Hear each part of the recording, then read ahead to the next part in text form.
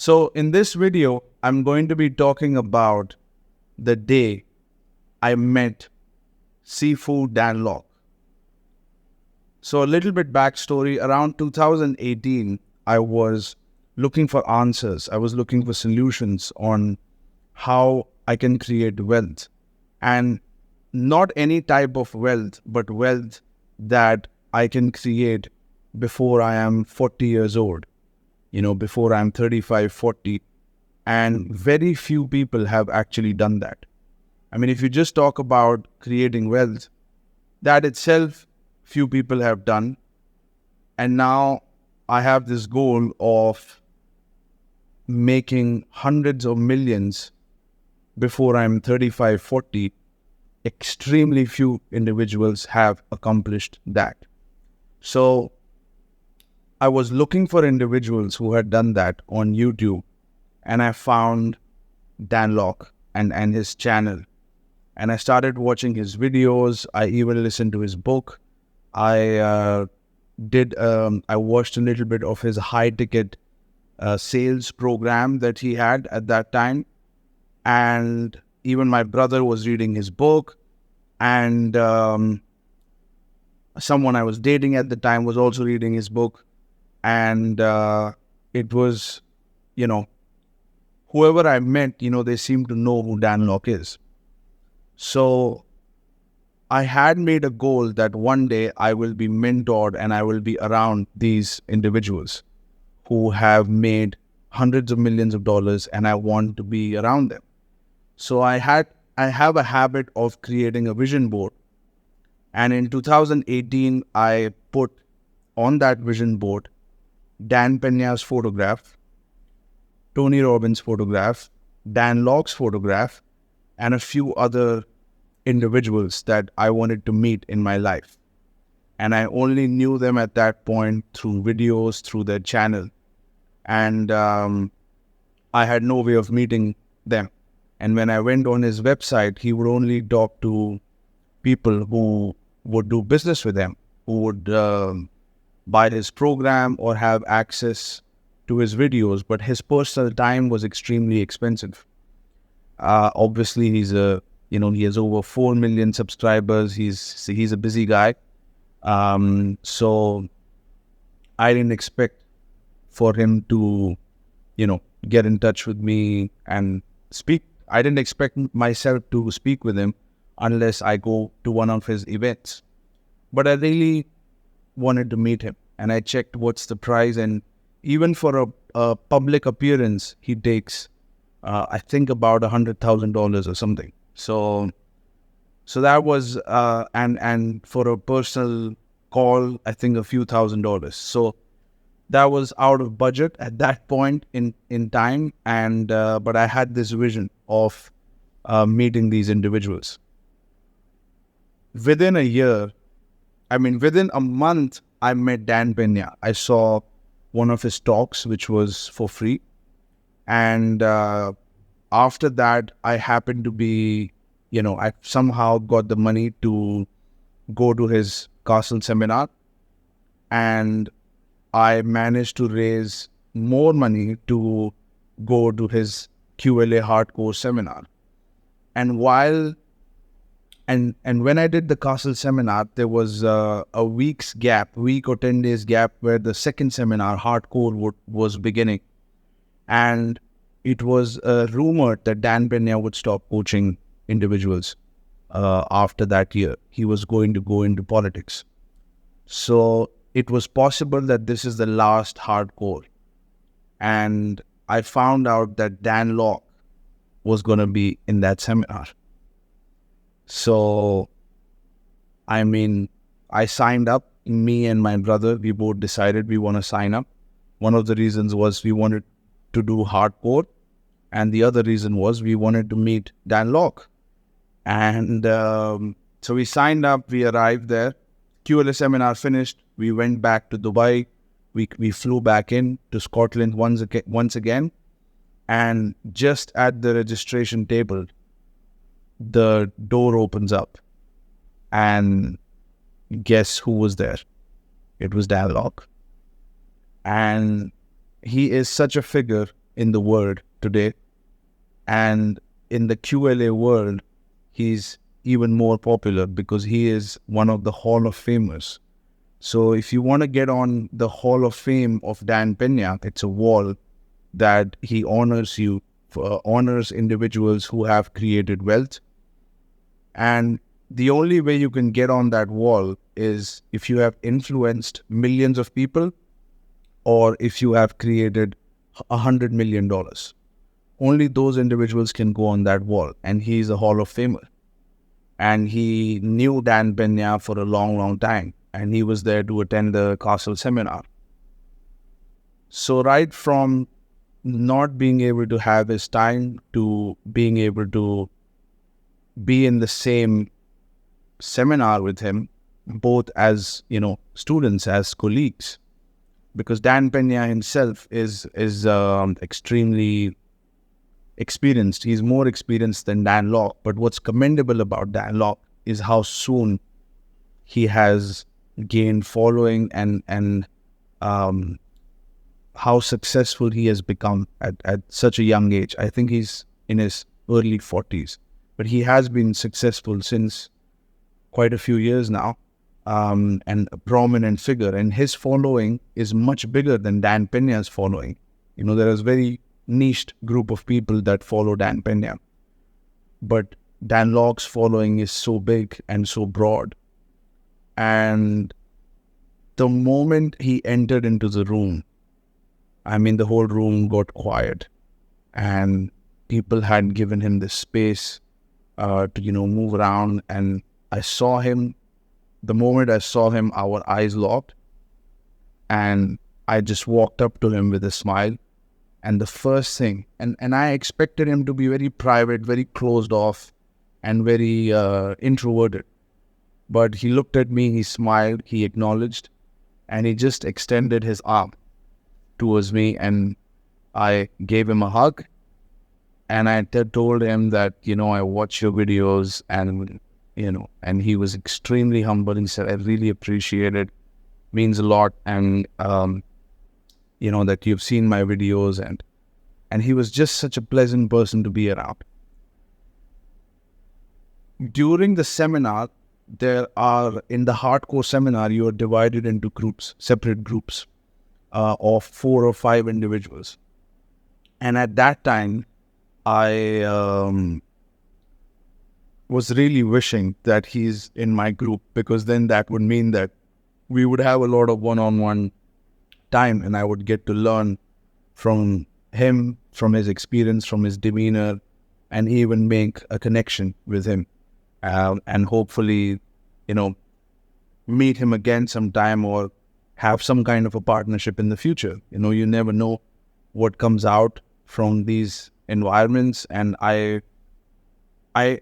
but mainly I wanted his influence to rub off on me. I was really starting out at that point, and I was looking for mentors, and I saw him as a role model.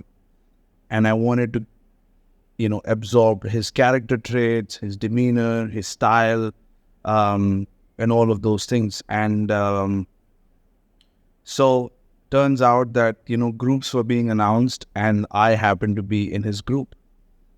And we spent around 1 week next to each other, learning from Dan Pena, asking questions.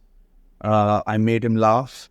And his wife was also there, Jenny, who I met, who's such an amazing person to be around. And we had great time together, laughed, learned, asked a lot of questions. And the thing that really surprised me as to how humble he was, and how approachable he was, and how, kind and caring he was. And I did not expect that. I expected him to be more, not arrogant, but closed off, that I don't want to talk to anybody. I don't have time for this kind of thing, which easily someone in that position can have. But he was extremely approachable, extremely kind, extremely nice. And he is much more charismatic in real life. He has a much more powerful presence in the real life. And while walking to the dining room, we had a little conversation where I showed him this vision board. In my alone time, I found a picture of that vision board. These days, I click a picture so that I always have it. And I zoomed in and I showed him that I had you on my vision board. And look, within a year, this happened. And it was so unexpected for both of us to be in this seminar. And then he smiled and he said, "You manifested it." And I said, "Yes, that's correct." And so it was just such a great experience. And, we talked to each other. And during the seminar, he did a talk. And this was extremely valuable. In that talk, he talked about something called as a brand capital. And it's not something that I heard about before. And it's not something that Dan Pena talked about in the seminar because it's not relevant for QLA. But he really talked about something called as brand capital. And he gave an example of a water bottle. And he said, "How much does this water bottle cost?" And we said, "Maybe a couple of dollars." He says, "Okay. What if I told you that Michael Jackson had a sip of this, from this water bottle? How much do you think that would sell for?" Or, even a chair. It's a simple chair. If Michael Jackson used to sit on this chair, how much would that chair go for in an auction? Obviously, not everybody is going to buy it, but people who value Michael Jackson, the biggest fan of Michael Jackson, that would mean the world to that person to have this item in his house, and he can tell the story about this chair or this water bottle. So he says this is what a brand capital is. When you have a brand, and when you are a brand, then that in itself has a lot of value. You have a lot of authority. And he was mentioning how in entrepreneurs actually offer him equity in the company without him investing any money in the company. So you saw, many angel investors, to take a position in the company, they have to invest money. But he was sharing how opportunities come to him and how entrepreneurs offer him like good portion of their equity in the company just for him to be involved. Because this name, Dan Lok, is extremely powerful in today's world. He has around 4 million subscribers. Any product or any company he associates himself with, its value is going to just go up. Imagine him associating his name with a company that's about to go public. What's going to happen to the stock? I mean, Dan Lok's involved. He's such a big following, and he can easily promote that stock on his channel, and it's a superpower that he has. So he was really talking about that aspect of his business that was not there for many people, and how he used that to gain influence, authority, leverage in situations. The halo effect, the celebrity effect that he creates with his presence. And this is what happened with me. I saw him and I was mesmerized. And I really see him as a role model, and I wanted that influence. And the seminar got over, and that really stuck with me. And it was the last day we all celebrated, and this is the time when Dan Lok was going back to his room. And I knew I may or may not see him again. So I stopped him. I went after him. I stopped him and I said, "Hey, Dan, can I ask you a quick question?" And he said, "Yes, of course." And I said, as I become more and more successful, one day I'd like to come to Canada and take you and Jenny out for a dinner. Would you be interested in that? And he said, "Absolutely, I would be. And you're welcome." And I said, "Can I have your number?" And he says, "Yes, of course." And he gave me his personal number, and we made this contact, and it meant a lot. And I promised myself I'm not going to, misuse that privilege that he has given to me. He has given his very personal number. So we chatted a little bit. I updated him. I even shared my progress with him once or twice. And we were forming a group of all the Dan Pena's mentees. I even proposed to add him, but he really didn't want to be part of a group setting because many people would just ask him questions and take all the value out of him for free. So he really didn't want to get involved there. But, we talked a few times. We, chatted. And And I recently signed up with his Tube Your Horn program, which is about how to create a YouTube channel. And this program teaches you how to actually create a YouTube channel from scratch and scale it. And this is the reason I am able to create this channel. I had a tremendous amount of regret, especially after leaving the castle. And even before that, I had so many leadership qualities and people saw me always as a leader. But I did not have this communication channel with large groups of people. I always wanted to impact individuals. It bring me tremendous amount of fulfillment when I did that. So I was really, going after these millions of dollars of deals and everything. I was like, man, nobody can actually see this.